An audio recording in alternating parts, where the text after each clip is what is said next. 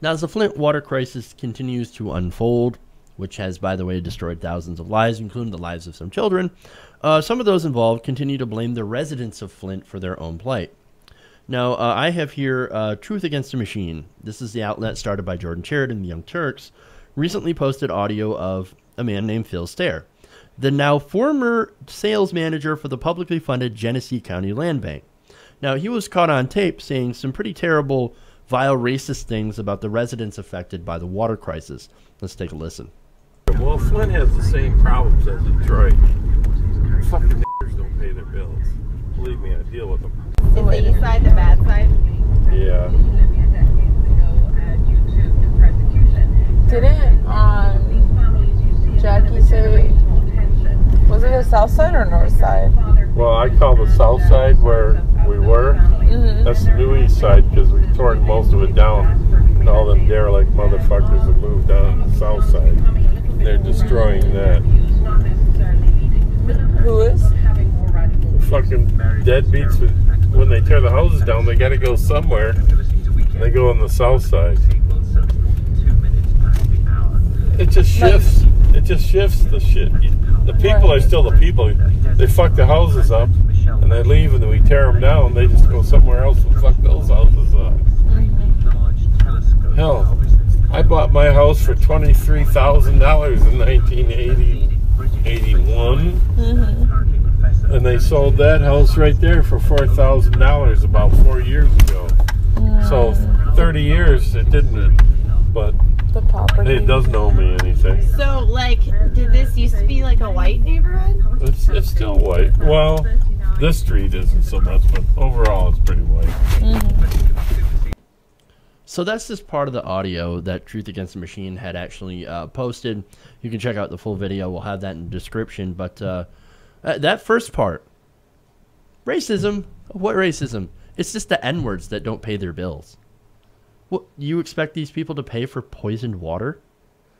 And by the way, this guy, he resigned afterwards after this came out. But this was somebody who actually was paid by public money. So that came from the residents of Flint and Detroit that paid their taxes into this guy's paycheck. Just saying, this was a public servant, and he is not. And he is not, definitely not serving the public. If that is what he thinks about the public he's supposed to serve.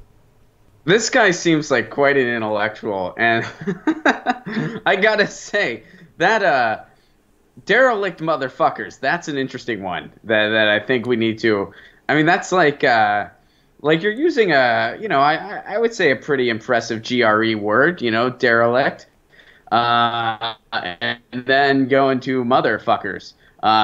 It's like, that's like an esoteric shitbag, am I right? Like, what is this guy? Like, this guy was somebody who was supposed to work. He was working for the city, man. He was the sales manager for a publicly funded Genesee County Land Bank. So he had a position of authority. He had a position there for the state. So he was getting public money. Now, this another example, and I think there's been plenty so far, of a city official saying racist things about black people, blaming them for the problems in Flint and Detroit. And unfortunately for him, that's not what the investigations found. They found that state officials bear the blame for what happened in Flint, as well as institutional racism that played a huge factor in this. And look, Flint also, he wants to talk about those N-words not paying their bills, and that's the problem. Well, you know that Flint had the highest water bills in the nation. And while they were shutting off water for the residents, you had businesses that owed a lot of their water bills being able to skate by and not having to pay it. So all of that gets burdened onto the regular person who's just trying to have water. And now they're being, of course, charged for poison water, and they're refusing to pay that. This is a national disgrace, and it's a product of course, corrupt officials. Now, I have some more information here. This is Carly Hammond, who reported this for Truth Against the Machine. She said the water crisis was more of a city government recklessly placing bets with other people's money kind of thing, and then price gouging its residents when they lost a bet, than N-words that don't pay their bills kind of thing. Now, let me explain that. Now, it turns out that one of the reasons that they have the most expensive water bills in the nation was because the water company actually was invested in it. This all goes back to 2008. So let me have Jacobin explain. They write that while increasingly deregulated banks were aggressively marketing adjustable rate subprime mortgages to working class African Americans in Detroit, they were also selling risky financial instruments to the city government. In 2005, during this Wild West period for predatory lenders, Detroit entered into a $1.4 billion deal with UBS, AG, and Merrill Lynch Capital Services, later acquired by Bank of America. The deal included two layers of speculative financial instruments. One of them was an interest rate swap to fund the Detroit Water and Sewerage Department. So you got to understand, that's the main water service in Detroit that made the decision to Flint. Well, they didn't make the decision. The emergency manager made the decision. But they made the deal with these banks to do the interest swap, right? Now, that deal constituted a bet that interest rates would rise.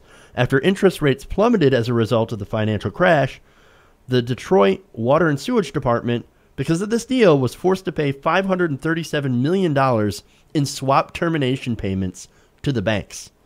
That is why their rates are the highest in the country, because 40% of the revenue from the DWSD ends up going to servicing those banks. Mm-hmm. That's amazing. It's debt services, man. And it all has to do with this predatory swap deal. So you have deregulation and financial bullshit that happens to be at fault. Not the residents, not, in his words, the F and N words that didn't pay their bills. So maybe, I don't know, before you decide to be a racist piece of shit, maybe learn some facts about what actually happened. Blame the system. Yeah. Well, this goes into the other very significant lesson that not many people are learning as of recent, but it's very applicable. Whenever you have a crisis like this, if you're punching down, you're wrong. You're just going to be wrong 100% of the time. I mean, forget the part that, yeah, he's a racist, shitbag too. Like, that just adds insult to injury. But even if he just would have blamed the residents and not been, a racist dick about it, you're still wrong. You're still wrong. Still wrong. Still 100% wrong. And furthermore, I want to just add a quick side note here, Jeff, to before we end. You mentioned Truth Against the Machine. Getting it back to the media, kudos to Jordan Chariton and other folks like him that are actually going to these places. Jordan Chariton went to Flint. He went to Standing Rock. He went to the town in Indiana that was dealing with a water crisis. And if it wasn't for some reporters doing that, especially when stuff was starting out with Dapple and so forth, so many of us wouldn't have had a clue what the fuck was going on. Because investigative journalism is dying. And in the corporate media, it's almost essentially dead at this point. And there are some local outlets that still do investigative journalism, but you don't really find that all that much on CNN or not at all on MSNBC. They don't do investigative reporting anymore, as far as I know. So, yeah, no, all credit to investigative reporters for getting this story, and especially Truth Against the Machine for doing this. So, and finding out that this guy, because after this came out, guys like, oh shit, that's on tape, time to resign. So maybe they can actually get somebody in there who isn't an asshole and is actually going to be fair towards the residents of Flint. Because again, these people are paying for poisoned water, and they should not have to pay for that because it's the city's fuck up.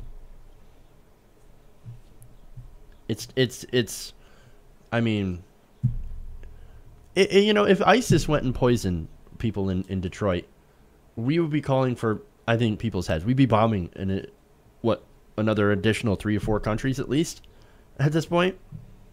And yet when our corporations do it, or when our elected officials do the same thing, we just blame the victims. And that's what's disgusting about the way that our country is right now, especially when it comes to racism, because that played a huge factor in this entire thing, too. We don't care about the citizens of Detroit. They're those people anyway. They mess up everything that they touch and all they are is just lazy welfare, bums anyway, so we don't care if we actually give them good water. It wasn't about saving money. It was just bullshit. And people are suffering out there. And there's a lot of people, especially in the party, the Republican Party, which unfortunately has a stranglehold here in Michigan, that just don't care about anybody's lives, but especially black lives. Hey everybody, thanks for watching this video. If you want to see more like this, please hit the subscribe button below. And if you want to support truly independent progressive media, please consider becoming a patron at patreon.com/TYTNation.